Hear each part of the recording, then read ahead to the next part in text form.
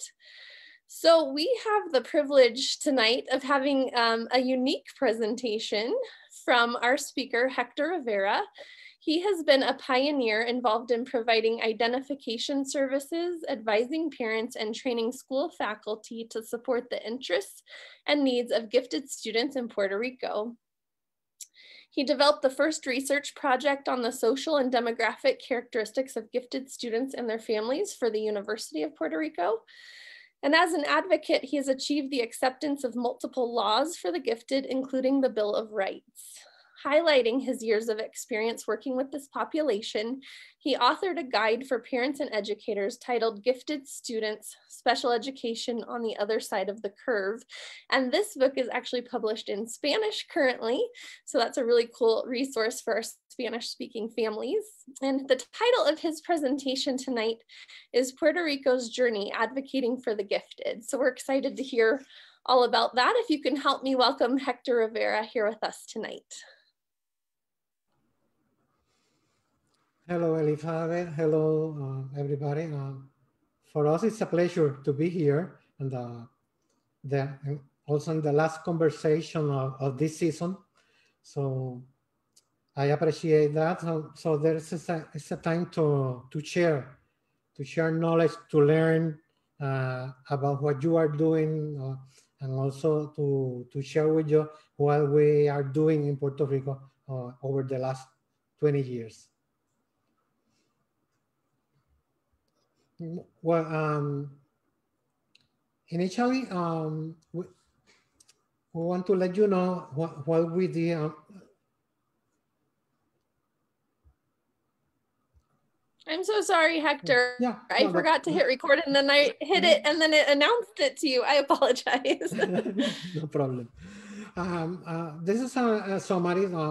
When we started in 2001, so we started what we call the Parents Gifted Children Parents Association. We start with 6 families around the island, and in the first 10 years we did monthly meetings.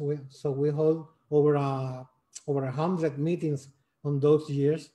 By 2011, the University of Puerto Rico, CAGT campus, opened the door to us to instead of traveling around the island, so we can have a space to make the meetings.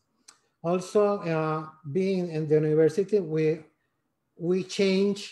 transform the Parents Association to the Institute of Research and Development for Gifted Students. So we want to be more in accordance of the goals of the university.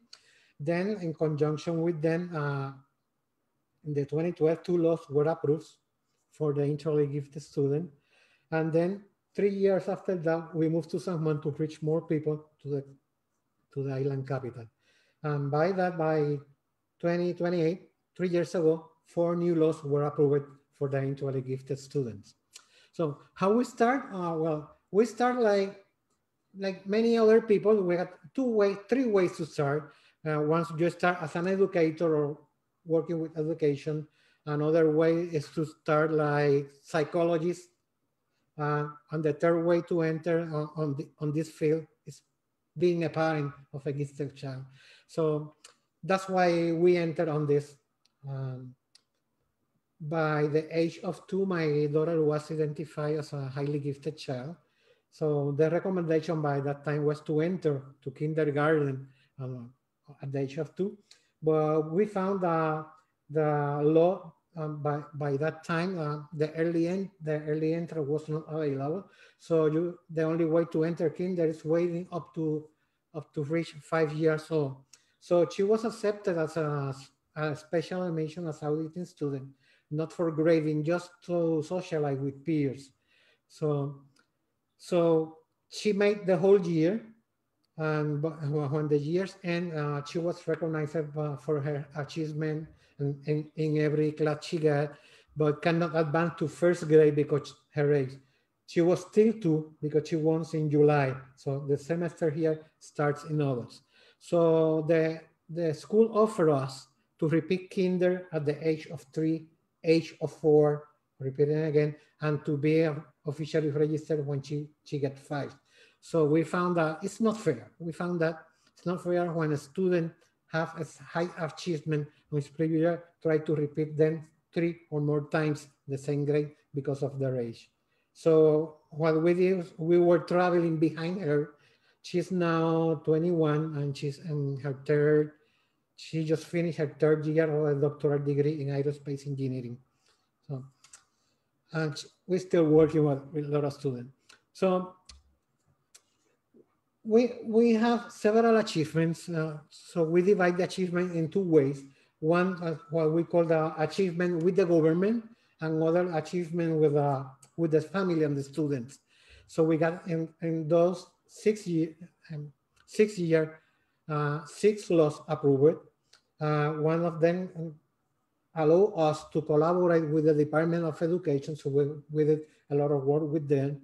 Part of that work is how the Department of Education make the referrals of their students to be evaluated by us. So in the 2012, when the first law was approved, we received every recommendation from the Department of Education, every referral.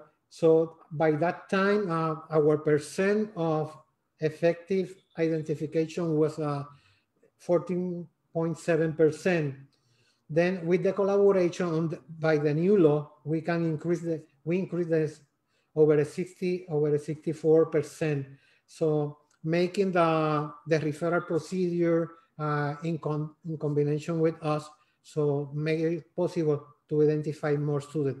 This is not 64% of the good students, it's 64% of the referrals. So we can identify more easily those students. So and that way we implement training courses for public schools, faculty and staff.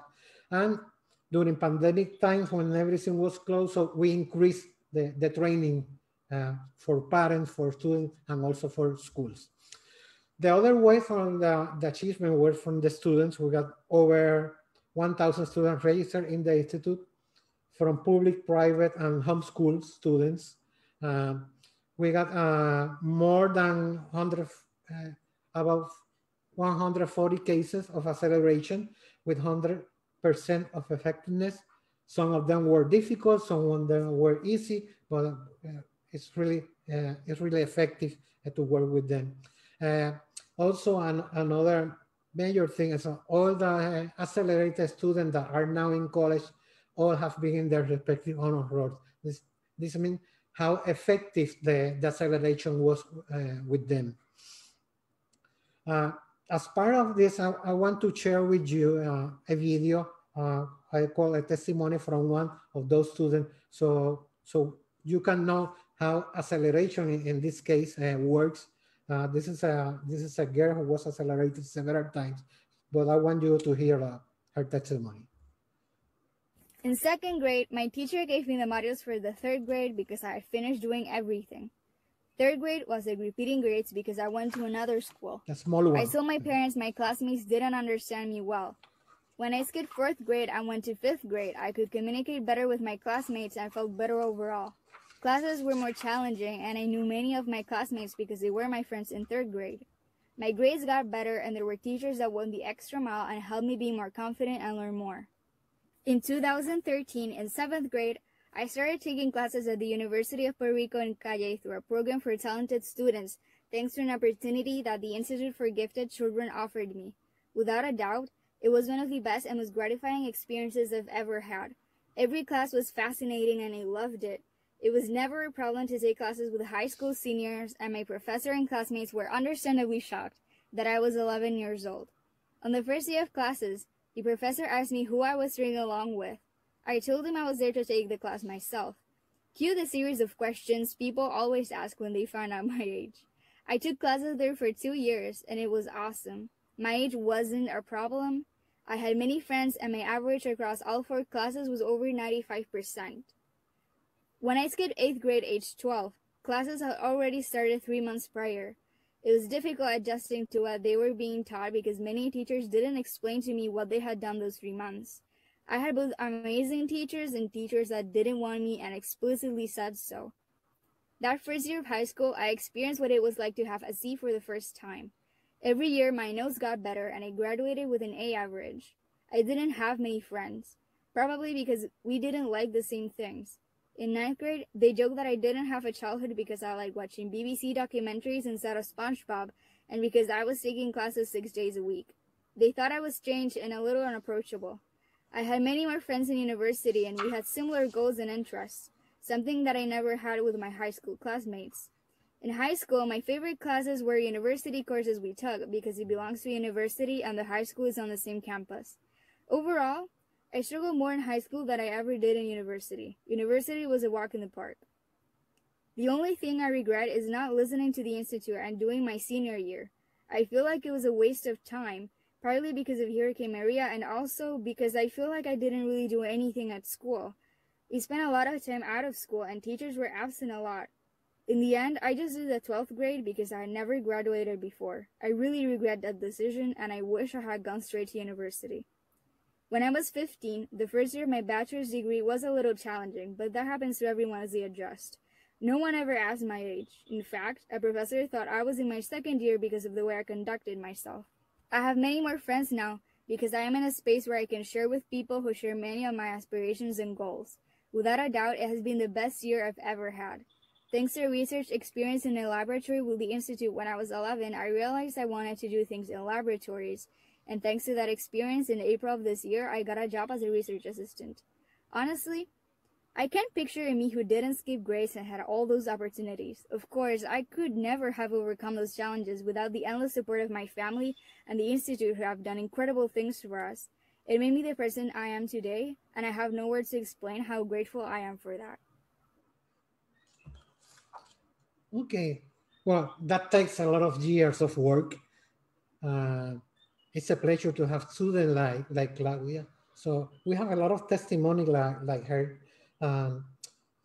But it's amazing working not only with the student, working with the parents, training students, training parents, training teachers to do a work like that. So our work started, as I told you, in 2001. So our idea was to gather family with gifted, identified like as gifted children. We want on that meeting to talk about how important is the management of intelligence and giftedness. So we want to do it in an effective way. So the main idea is also to bring our children the opportunity to share with others with similar characteristics, interests, and abilities. So things that did not happen really in school or in regular school. So find families with identify gifted students was not an easy task.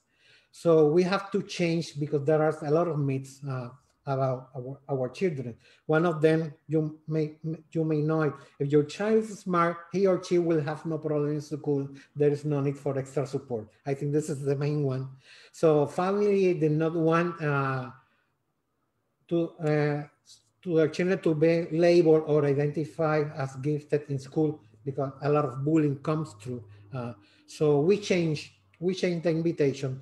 Instead of having gifted children, we want smart children, intelligent students, but that having problem in school.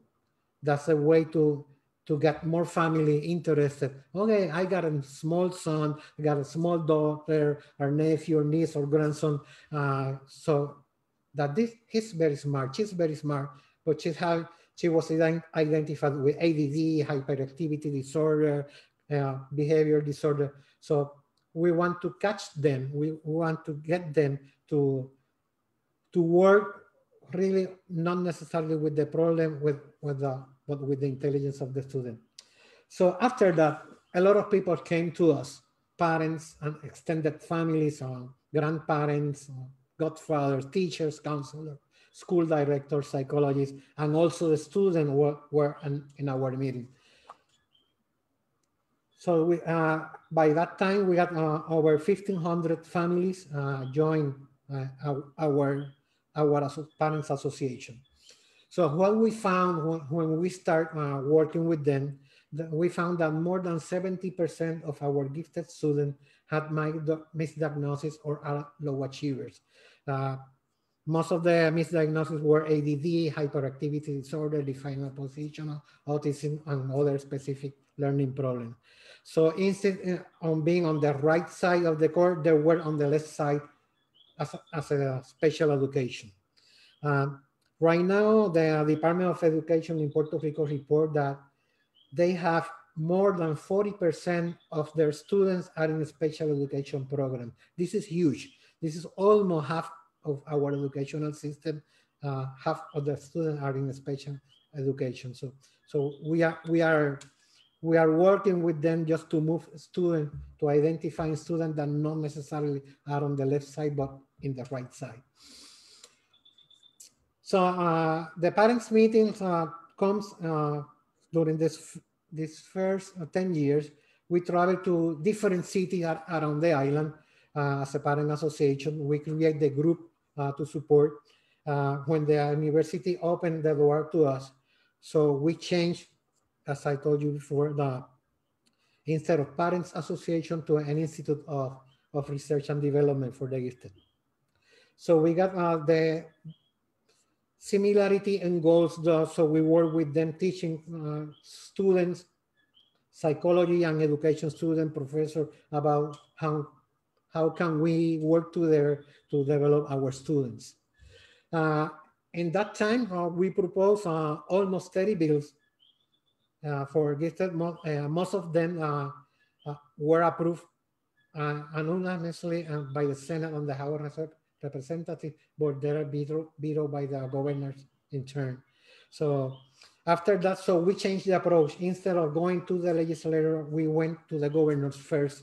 So what we achieved there was based on these two documents that maybe you all know, and it's important for the parents and teachers know this document. We use them to support our legislation. So what we did when we used this document, when we approached to the governor, where we have done our first law after 11 years. The first law to recognize the population, the gifted student population.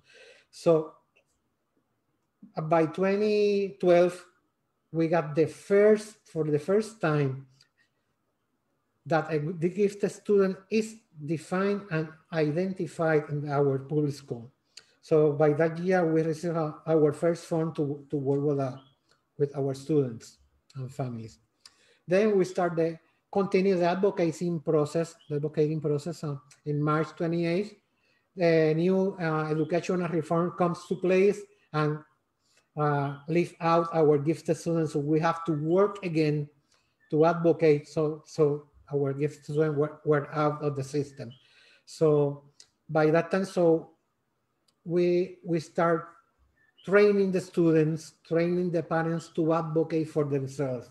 So by June of 2018, all 4 new bills were approved unanimously and then signed by the governor.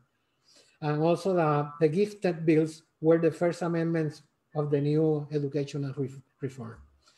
What were the last? Well, we got the Gifted Student Act. We have several, the gifted updated, the gifted definition, the recommendation from the psychologists are considered priority in services. We got more funds appropriation for these 3 years. We got another law for what we call the Bill of Rights for gifted students with 31 rights. And it applies to all students in the island for public, private, and homeschool and church school. So it's a very wide law. So we can, the part of the government is to protect and to have fair education for all gifted students. The third law is law that provides grants from the Department of Education for gifted students. So the Department of Education pays university courses while the students are in school. It pays also $5,000 for gifted students of 18 years or less in undergraduate program. Of some special cases we got, so the government pays $25,000 for gifted students of 18 years or less if they are in the graduate program. They also pay summer camps for the gifted student. And the third law that we are still working on putting it on action is an internship program for gifted students. So this is the main law. We have a lot of more things to do, but this is what we are working right now.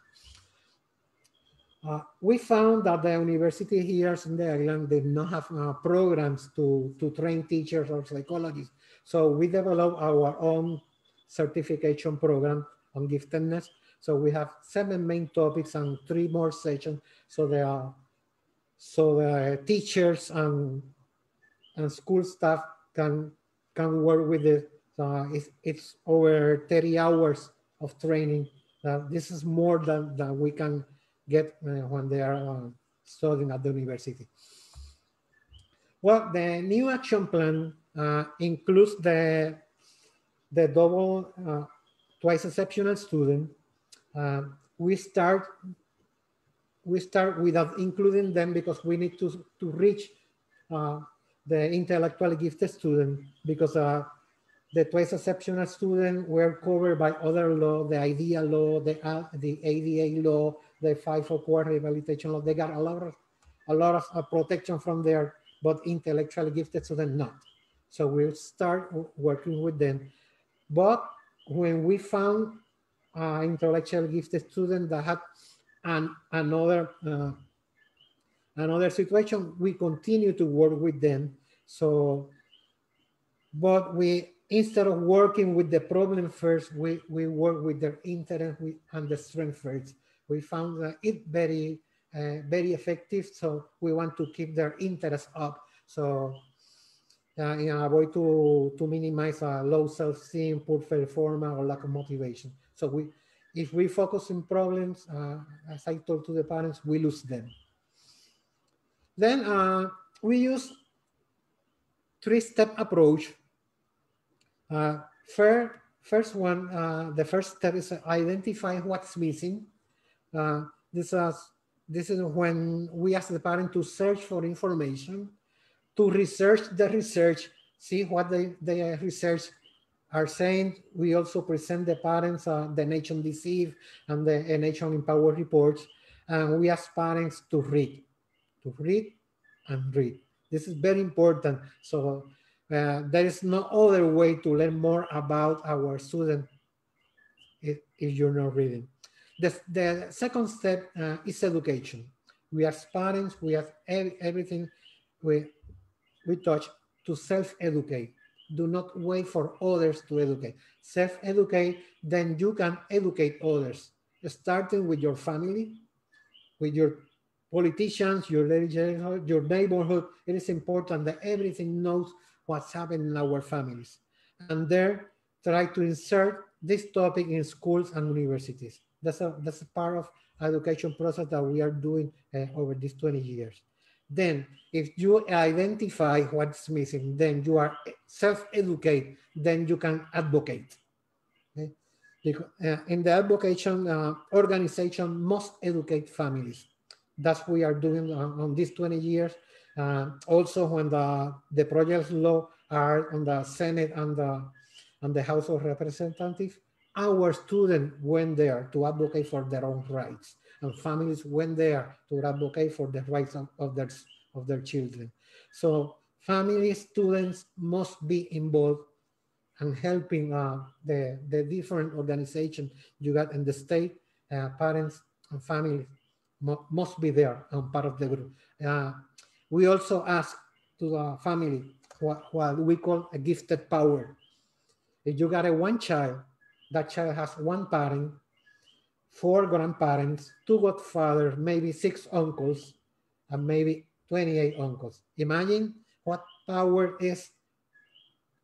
How many more? If we got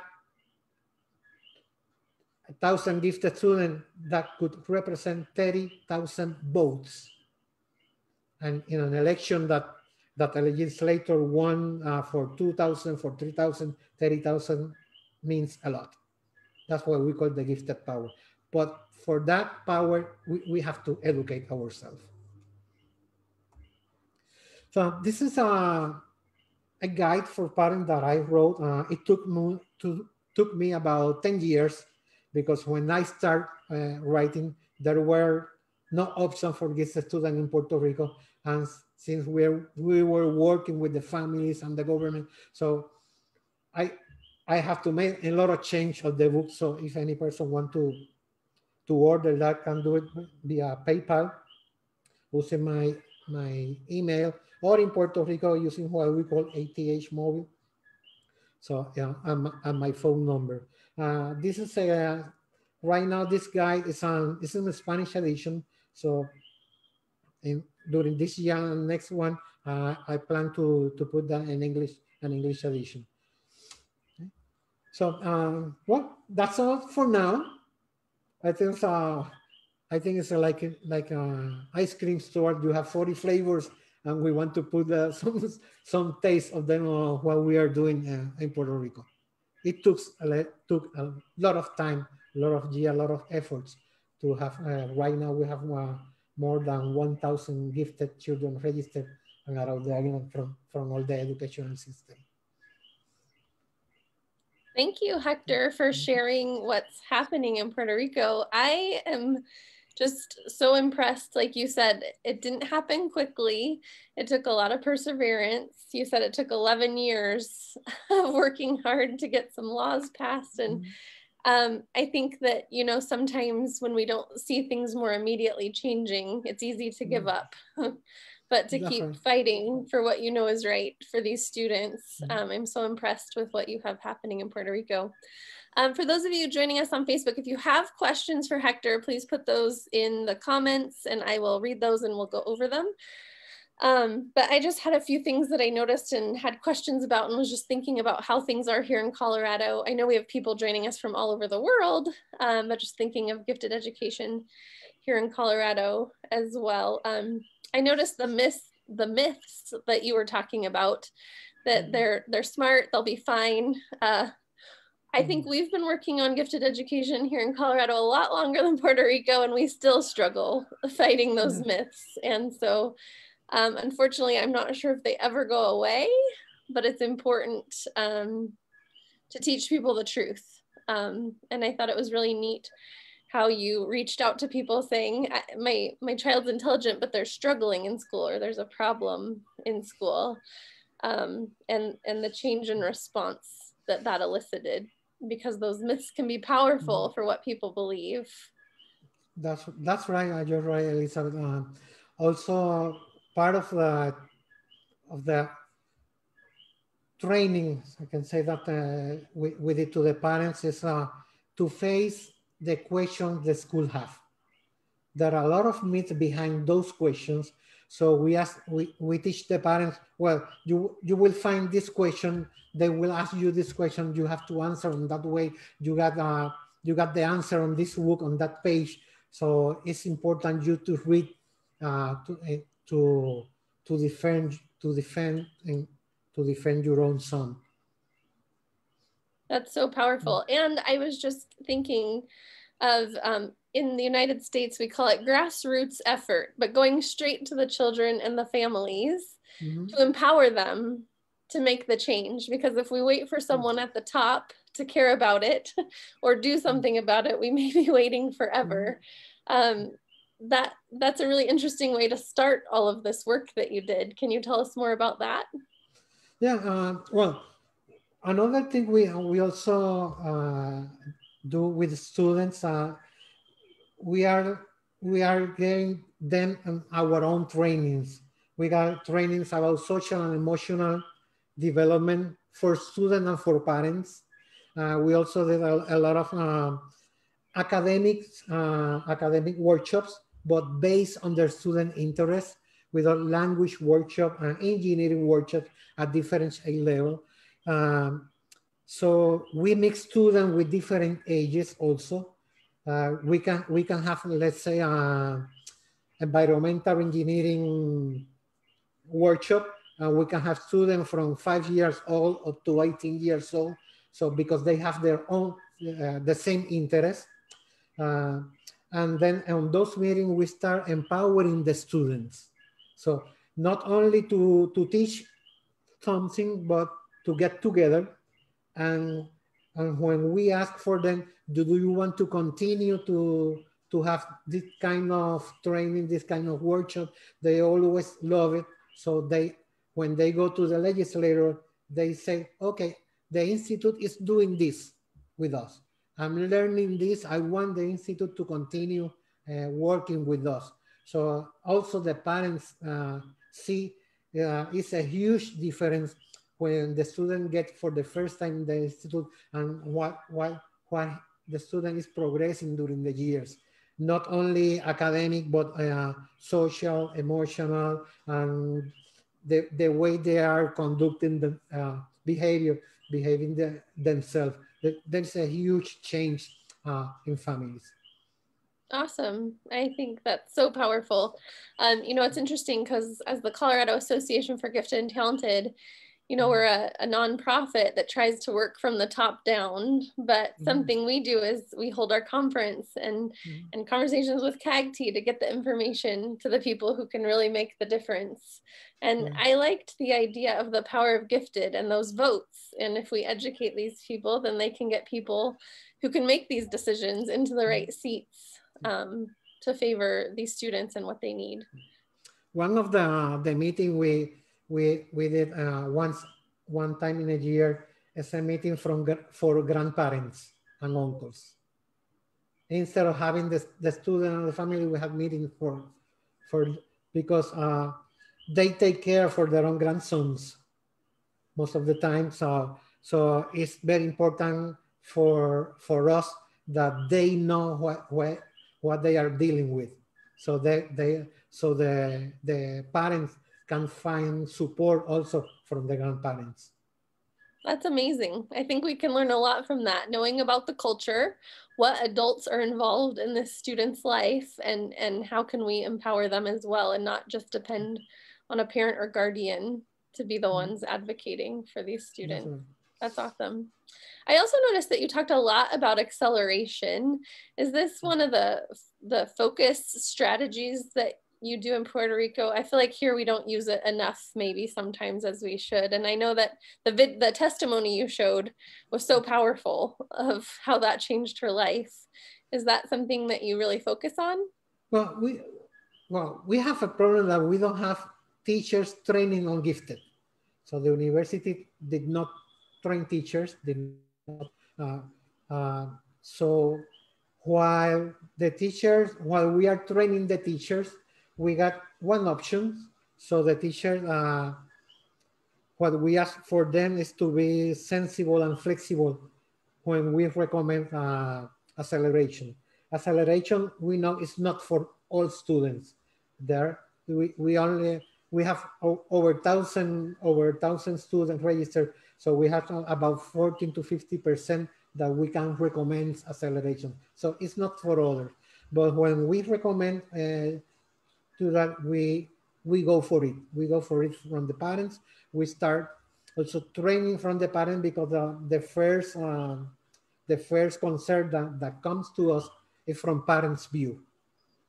Because they say the students are jumping stages. So we showed them also the testimony of the student. We showed our experience. We showed the research like nation disease we got, so they can get comfortable with the decision. It's not our decision, it's a parent's decision. And we promote that both by law, because also it's not a school decision, it's a parent's decision to get their student accelerate. So when we face that, the parent has the recommendation from the school, the recommendation from the institute, and then the parents decide what they comes better for the students. That's amazing. I don't see any questions yet. So if you have any questions, feel free to post them. I was noticing with the 4 laws that are in place, and you said the 4th one you're still working on, but I was surprised and amazed at the money that you got for students to participate in undergrad classes and summer camps. I wish we had something like that. Unfortunately, parents here have to foot some hefty bills sometimes to be able to do that. That's really impressive that you got that from the government. Yeah, that law was proposed by the Department of Education itself. So obviously we go behind that. And once the law was approved, one thing is having the law approved. The other part is putting them into action. So the parents and the student itself go with that. Sure. Getting the process in place to take advantage of it. That's right. We do have similar programs when they're in high school, like concurrent or dual enrollment, where they can start their first couple of years, and sometimes the district will help pay for that. So it sounds like some of the systems we have similarities, some slight differences to get our gifted students what they need. I also had a question. The percentage that the effectiveness of the referrals jumped so much once you had support. What is involved in your referral process in Puerto Rico if someone wants to refer a student and they think they're gifted and talented? Well, let me put you, we got what we call, you call special education students. So right here is a huge problem because about 40% of our students are behind special education programs. So most of the people that are in that group are looking for a person who can evaluate their children in a fast way. We can do that. So that happens by 2012 when the first law was signed. So the money involved on that kind of procedure is huge. So in the new law, and also with the collaboration with the Department of Education, we developed a referral process. And that referral process, the school has to identify characteristics or behaviors of the student. So they can think that the student could be gifted. So there's a possibility that could be gifted. Then with that approach, more students are identified. We can identify more students because the school first has like a screening process. So so the funds we got, we really want to invest them to identify initially the intellectually gifted student. That's wonderful. That's a huge jump, 14% to 64% effectiveness. Yeah, I think it's the referral process, the screening process. Yeah, that's amazing. One other question I had, you said that sometimes families in Puerto Rico struggle with the idea of their student being labeled and how they're treated because of that label. I think we struggle with that here too, especially families that come from other countries where, you know, it's more of a community. My child doesn't need to be at the front or the standout or different. How do you combat that where you are? Because I know that we struggle with that with certain communities here in the United States too. Well, there are two things. What kind of label do you want for your child? Gifted or problematic? And then you show them the many problems, the many labels that your son can have. What one? Just tell me what you want. That's the first thing. Show them the many labels they got, the many labels that are really myths. So we want them to know what gifted means. It's not that the student deserves all of things, but it's a way to work with them. We want to identify them by the power the student has, not by the problem. I've never thought of that. That's a great way to approach it. Students are going to be labeled. That's just part of education. No, that's right. So yes, what label do we want? Right. The label that can get them the programming and support they need to be successful. That's the label we want. Yeah, also, once we identify and working with the student, what we do, we have following meetings with the student and the family. So maybe once a month, maybe once during the semester, maybe once a year. So we are following with what the students are doing. That's awesome. Yeah. Our executive director just posted in the comments on Facebook, time for a field trip to Puerto Rico so that we can see what you're doing firsthand, because you have some impressive stuff going on there that we would are very welcome. benefit from. Yeah, I'm planning to go to Denver for the NAGC conference. Yeah, did you all hear that? All of you watching, if you want to meet Hector in person and pick his brain, he's coming here to Colorado for NAGC if everything's going well in the fall. So we'll be excited to meet you in person for that. Any other questions from anyone? Someone said, good idea. Well, I'll take a field trip to you. I think we'd like to come to Puerto Rico, especially here in Colorado. We don't have a beach or anything like that. So any other questions from anyone here on Facebook? I'll give you just a second if you want to put anything in the comments. We got some comments that this was a wonderful presentation, eye-opening, helpful. Maybe to kind of end this, if no questions come in, you really started from scratch where you are. And I think here in Colorado in the United States, you know, we have a lot of systems and things going and a lot of areas that we could improve upon. And you know, sometimes a more metro area with more students and more money, things go better than in our rural areas where maybe there's less resources. What would you say would be the most important thing you did that changed gifted education for students in Puerto Rico? Like, was there a strategy or something that you tried that really just took off and got these students what they needed, coming from nothing for them in education? I think there's two things. First, to serve the parents with information, with correct information. And when we met together, we found that our children, no matter from what part of the island are they, so they get together easily.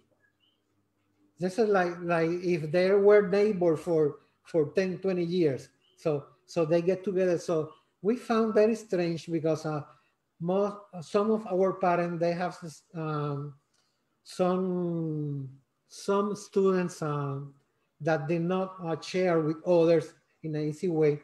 But in those meetings, they found that they can share with other students in an easy way. So we found very special fun within our sons and daughters, our children. So, and then empowering the parents, I think that is the main thing, to work, empowering.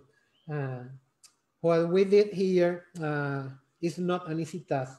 So we do not charge for membership here because the government support us for now. So that allow us to reach all from the wealthy people up to the poorest people in the island. So giftedness comes from every part. So there is a word or phrase that I want to use. Issued from the G Word film, issued by Mark Smolowitz. It's the future is gifted. I agree with that. But to have that future, we have to work now. I think that's a great quote to end our time together on. It reminded me in your presentation of the message that you took when you were trying to get these laws passed, that gifted children are a resource to us and what we will become. The future is gifted, but we have to do the work now. It's so true. It's our best natural resource. Best natural resource. I love that.